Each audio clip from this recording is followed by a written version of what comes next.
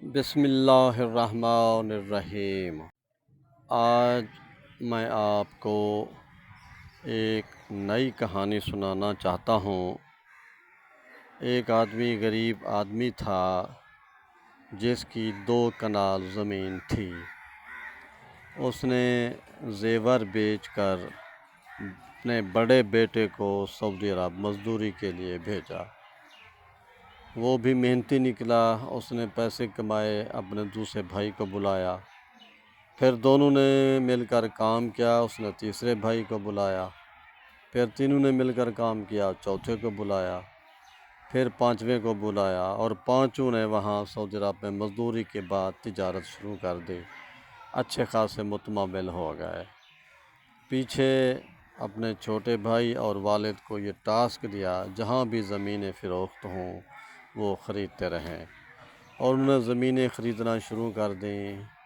یہ 10-12 سالوں میں 18 مربع کے یعنی 900 بیگھے کے زمیندار ہو گئے۔ تو آخر ان کی شادیاں ہوئیں، پوتے ہوئے، بیٹے ہوئے، تو پھر ان کی تقسیم شروع ہوئی۔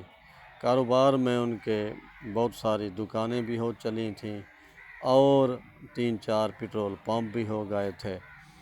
تو لیکن آپس کی اختلاف شروع ہوئے۔ تو اب پوزیشن یہ ہے، دولت ان کے پاس زیادہ ہے، زمینیں بھی ان کے پاس بہت ہیں، اور ایک پمپ کے مالک بھی ہیں، لیکن اب پوزیشن ہے کہ ہر بھائی دوسرے بھائی کو دشمن اور قاتل کی نگاہ سے دیکھتا ہے۔ حتیٰ کہ جب گھر میں آتے ہیں تو پسٹل کو لے کر آتے ہیں، کھانا کھا رہے ہوتے ہیں اور تو ان کو دیکھ رہے ہیں۔ دولت تو بہت زیادہ ہے، مگر وہ لوگ اخلاقی طور پر گر چکے ہیں۔ پتہ نہیں انہوں نے دولت وہ کس طرح کمائی تھی، حلال تھی یا حرام کی تھی، یہ تو ہم نہیں جانتے، لیکن ان کی زندگی زیادہ دولت آنے کے باوجود اجیرن ہو گئی ہے۔ ان کے مسائل اور مصائب بڑھتے جا رہے ہیں، خوشیاں ان سے روٹھ گئی ہیں۔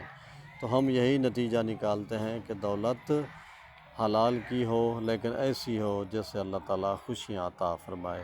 ایسی دولت جس سے دشمنیاں بڑھیں، ہر طرف دشمن طاق میں ہوں، اپنے اور پرائے مخالف ہوں، اس دولت سے بندہ ایسے ہی ٹھیک ہے۔ اس ویڈیو میں متعدد فوٹو آپ نے دیکھے ہیں، قبریں دیکھی ہیں۔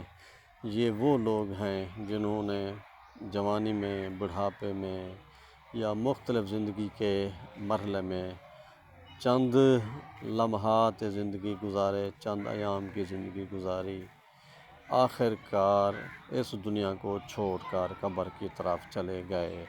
ہم سب کا انجام موت ہے، فنا ہے۔ میں نے وہ کہانی بھی بیان کی، یہ تصویریں بھی آپ کو دکھا دیں۔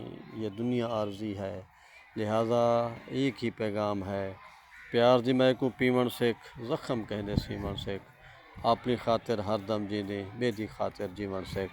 میرے بھائی، دوسروں کی زندگیاں دوزخ نہ بناؤ، ورنہ تم خود خوشیوں سے محروم رہو گے۔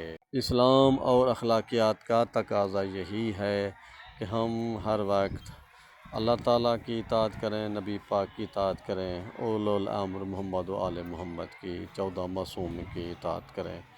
یہ 3 اطاعتیں ہمیں دنیا میں بھی کام آئیں گی، آخرت میں بھی کام آئیں گی۔ اللہ بھی راضی ہوگا، اللہ کا رسول بھی۔ ہیں وہی لوگ جہاں میں اچھے جو کام آتے ہیں دوسروں کے۔ دوسروں کے کام آؤ، ضعیفوں کے کام آؤ، والدین کا کہنا مانو، بزرگوں کا احترام کرو، اہل علم کی صحبت میں بیٹھو، ادیب بنو، ادب بنو، اچھے افسانے پڑھو، اچھے ناول پڑھو، احادیث قرآن کا مطالعہ کرو۔ یہ وہ سرگرمیاں ہیں جو تمہیں سکون بھی دیں گی، عزت بھی دیں گی، احترام بھی دیں گی، دنیا اور آخرت میں کامیابی کی ٹکٹ بھی دیں گی۔